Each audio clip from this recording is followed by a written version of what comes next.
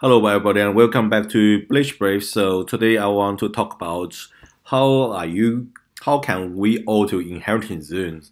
In the past I uploaded a lot of video about like autoing inheritance zone with different characters, but actually I never give any instruction or strategy for autoing inheritance zone.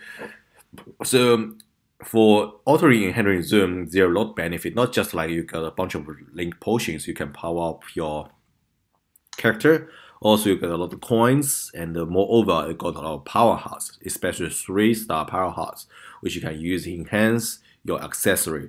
So that is why I feel altering inheritance zone is quite important if you want to if you want to make a great character and you want to make some great accessories. So normally when you run inheritance zone, it falls into the following pattern. You usually have the enemy has the killer skills. So before you jump into the inheritance zone, always check the current killer skills the enemy possess. For example, in the past and the current inheritance zone, in the old enemy they have Aranka killer. So if you're using Neutra or using Harley Bell, any Espada or Arankas, you will have a lot. You will receive a lot more damages. So always check with the news to see what kind of healer skills the enemy possess to avoid use those characters for altering. Of course, for if you manual that, so that's another problem. But for altering, you really have to consider that. So that's number one. Number two is the inheritance zone usually come along with some status elements, and those status elements usually is the key factor which kill your character when you altering. So if you have some broken characters such as Unahara, like Saria Blood or Yachiro, which is not the pink head Yachiro, Unahara, and or you have some broken character like One Armor, Yamamoto, or Saria Blood or Sajin, then that's a different story. And if you have golden accessories, then that's a different story. So if you have Unahara with 10-10 slot link with golden champion, I would expect like she's able to auto inherit zone. But the reality is not everybody has broken character, and especially not everybody has broken character in each attribute. You may have Unahara, but you might not have Yama. And even you have Yama Unahara, what about the blue attribute? What about the other like red attribute? What kind of character you have? So that come into a question like with some normal characters or some good character. I'm not saying like you can auto inherit zone with some OG character, but at least you need to have some good character. For example, on this screen I have Hell Ichigo, which is a good character, not top tier, and Yin and Yang, and they are good character, again not top tier. Same goes for the movie Kisuke. So when you use this character, how can we auto inherit zone? That is a question. So if you don't have a broken character to auto inherit zone, but you can still have a team to auto inherit zone, and how are you going to construct a team, organize a team? There is something you can follow. Number one, I mentioned earlier. So the inheritance zone usually come along with status element. Could be either burn, paralyze, freeze, poison, or weaken, things like that. So your character most likely you will find in certain room the enemy will suddenly ambush you with status element. For example, in the current inheritance zone room 3, there will be a lot hollow come around and they freeze you, and and also among those hollow, some of the hollow have range guard, and there is soul reapers with range guard, the hollow with melee guard. So they are the main. You need to identify those areas which your character will die when you're altering.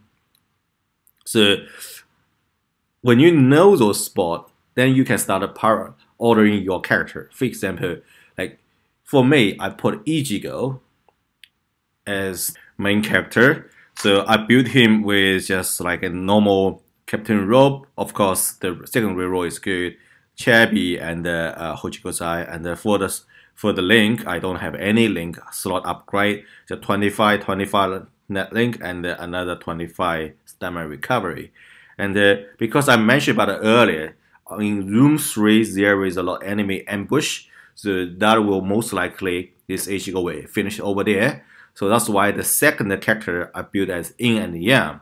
And I identified when in the third room the major threat coming from Phrase. So in this Yin and Yang, I built her with a spirit core, along with Phrase reductions, which is give them totally 95% Phrase reduction, and for the rest just Ishin Charm and Chabi. Alright. Also, she come along with a 25% stamina recovery. I put in and Yang with 555 link slot, but actually really doesn't matter because like her job in that area just to clear that bunch of the enemy if Ichigo is not able to take care of them.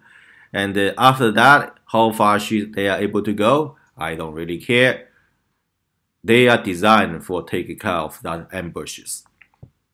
And the third character, which is I put Kisuke, basically is the last resort for the team. If Yin and Yang is not able to finish the boss after they clear room 3 and they go to room 4, if they died in room 4 or they died before the boss, during the boss room, Kisuke will come around. So usually I build the last character with crazy high attack, or if you're using like, for example, crazy high SP character like Toshiro, Tarasaran, Blayo, Toshiro, you just put as much as SP over there. For net character, put as much as damage over there. For me, I put like Holobite and the Chabi, and this Chabi is not very good, and the Captain Rob over there.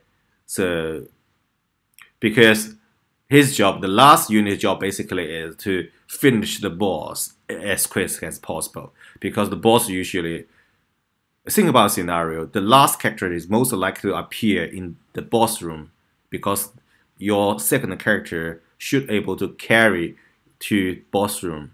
And when your second character like is down, then you pretty much you're facing the boss. Think about that scenario. You want to kill the boss as quick as possible because they usually have charge attack, which is very deadly. So you want to kill the boss before they release a charge attack.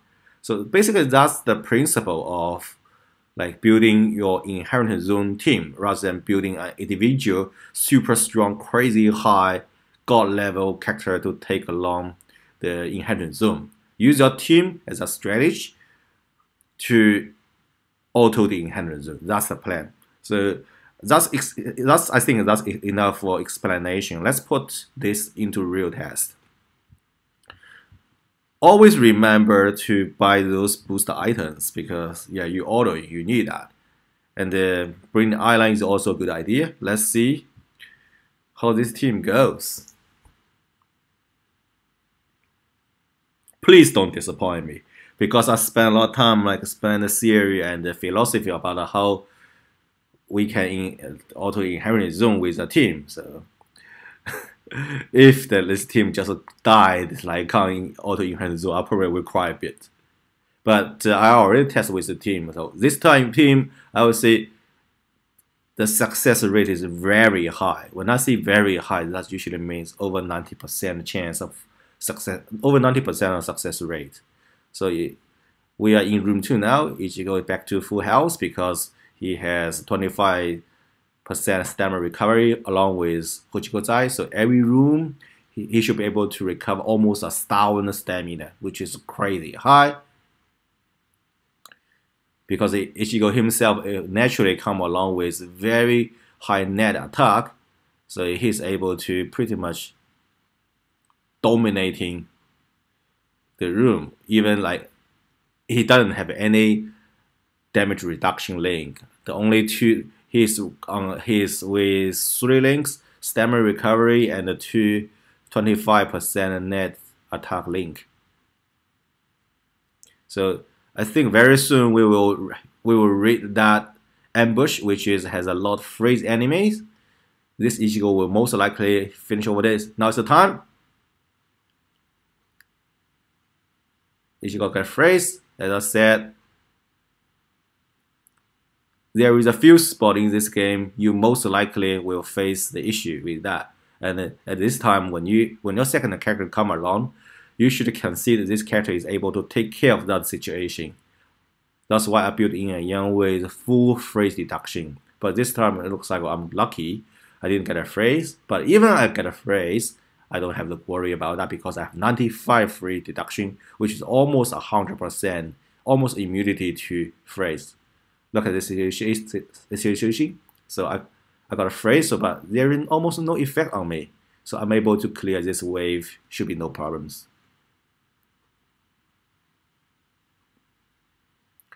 The rest is just see how far this yin and yang can go.